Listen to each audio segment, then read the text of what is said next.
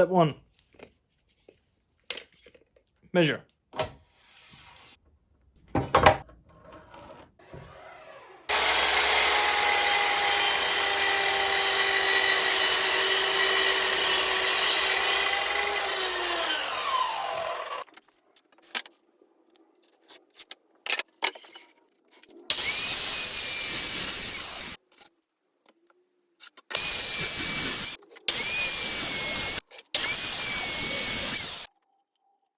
Okay, there we go. We've got the 3 shelves that make up the bits the glassware sits on, the one that makes up the back panel, and then the 2 side panels. So now all that's left is to cut some groove channels in this to accept these, and then, oh yeah, cut the grooves in one of these for the gin glasses.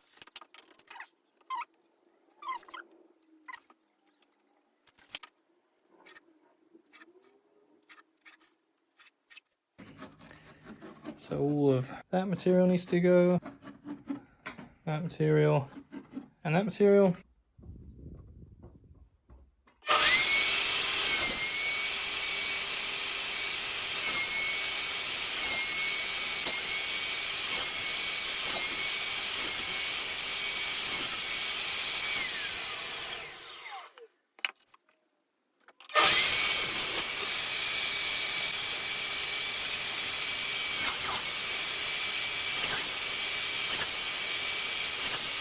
Right, now all the pieces are cut, I can try sort of dry assembly, and then I can work on the detail.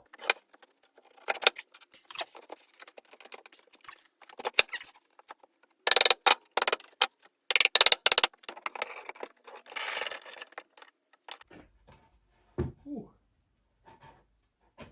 What do you know? That would suggest I did do something correct. Let's twist it around. So there's the basic premise. Next thing to do is to take it all apart, which is fun. I've got to cut the grooves in here, accepts the gin glasses, and then put a bar in. Cut the edges of this, cut the bottoms of these, and it's done. Apart from staining. But I'm done for today.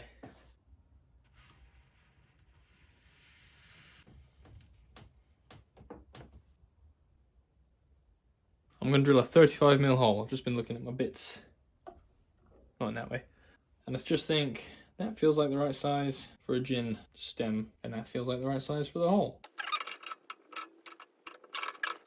Now I just got to drill it. I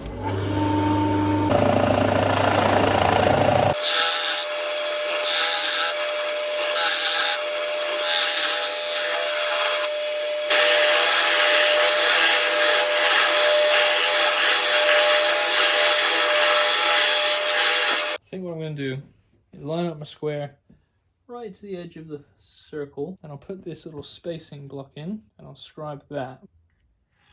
And I'll do the same all the way along.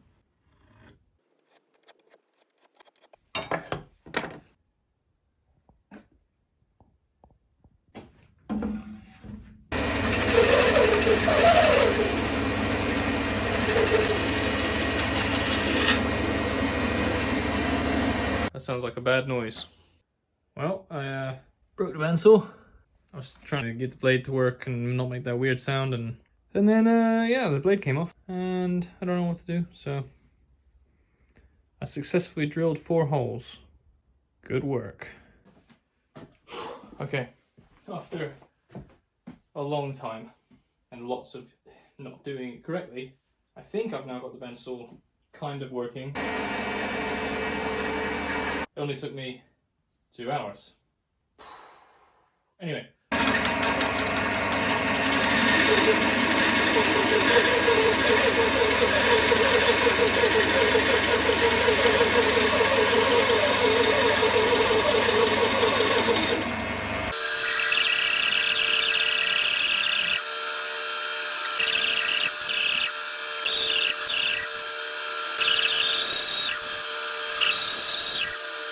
Turns out there's a crack in this wood.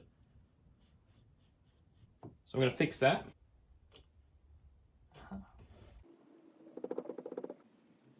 And that is going to hold it.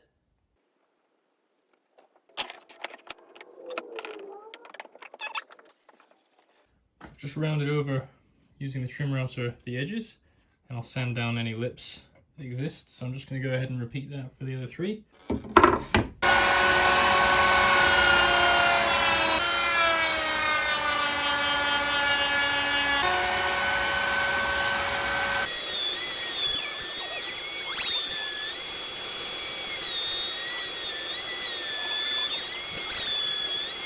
Okay, so I did suffer a little bit of tear out just there.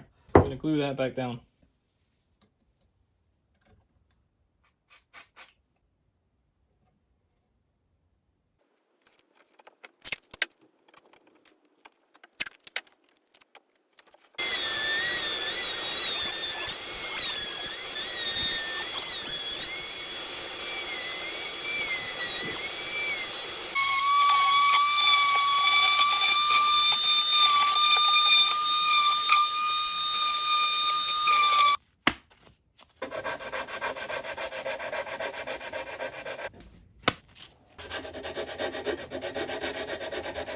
Forgot to film it, but I took the 2 end pieces and I cut a 45-degree off of each corner on the old miter saw. I'm just coming back and I'm sanding down the 2 edges so that they're perfectly flush. Let me show you this one. See, the curves are going to perfectly match, so I'll just do the same at this end while the pieces are together, and then we're nearly there.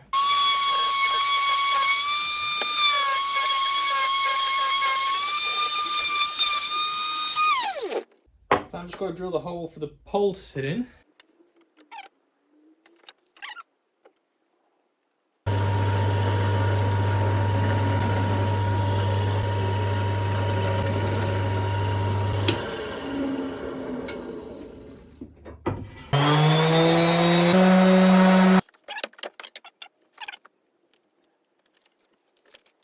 Okay, so cut the thing to length. Took me a while, but I then took it over to the sanding station. Where did it focus? Oh ho, look at that. And then just knocks a little bevel onto the end of it so that when it goes in, it'll slip in nice and easy. That sounded weird.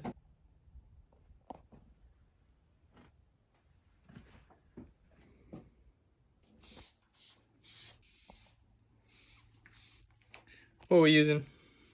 We're using Danish oil, unique blend of natural oils, Jacobean, dark oak.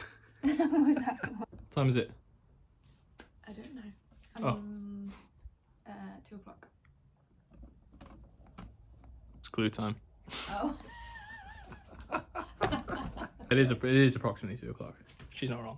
That's a knife. Put the knife down. Right, tape is off. As you can see, we've left a little bit at the end so that the glue will take.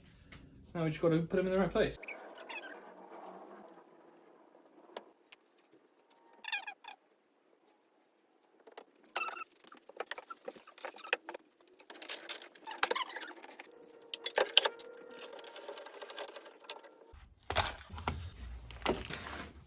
This is going to be inset into the back of the shelf, and then a screw head can go in there and then it can slide up and hang on, and that should hopefully hold the whole thing to the wall.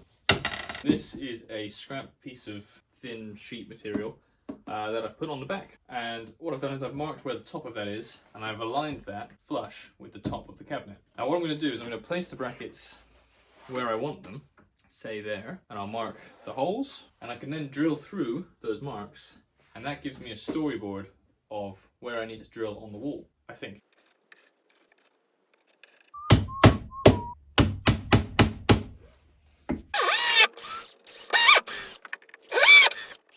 Right, so take off the storyboard, line them up with the center of the holes.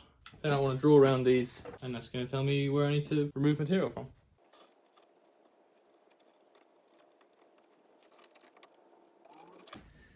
Now I've got my drawn on marks for my brackets, so now I can route those out and we'll be nearly done. I've got a 12mm Forstner bit, I think you call it, in the drill. I'm just going to drill out the center of the keyhole, and then that's going to be my screw acceptance element bit, don't know what you call it.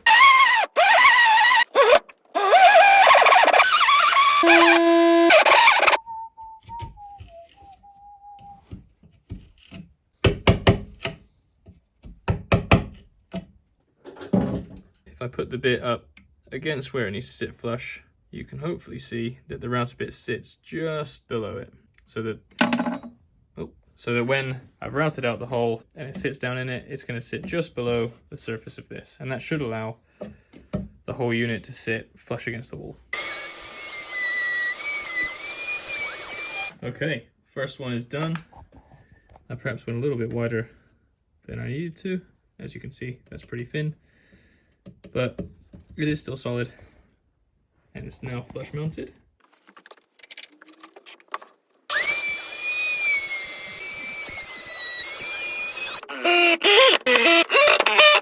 The cabinet is done.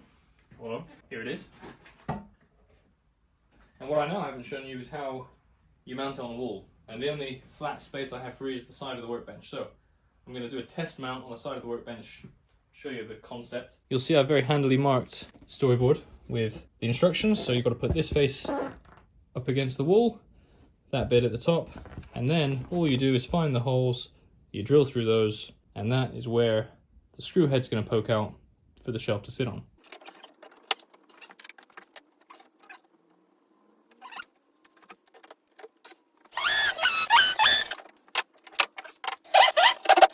So you can now see I've got 4 screws sticking out. Aligned to the screws.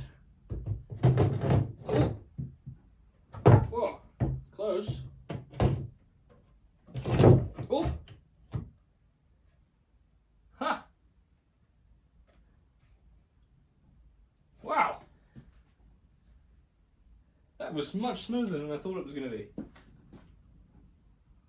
Huh. Now it's on the wall, and it feels relatively solid. All you got to do is load it up with your glasses.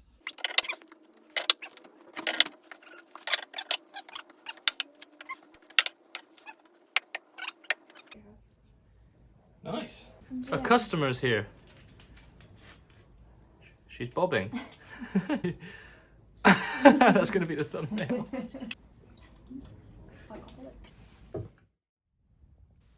So there you have it. At that point, the build was done. There's nothing else to do other than deliver it, but the person receiving it couldn't put it up in their house at this point, so that's why the shots are only with the cabinet mounted against the workbench. But anyway, came out pretty nice. I think they were pretty happy with it, so all told, a success.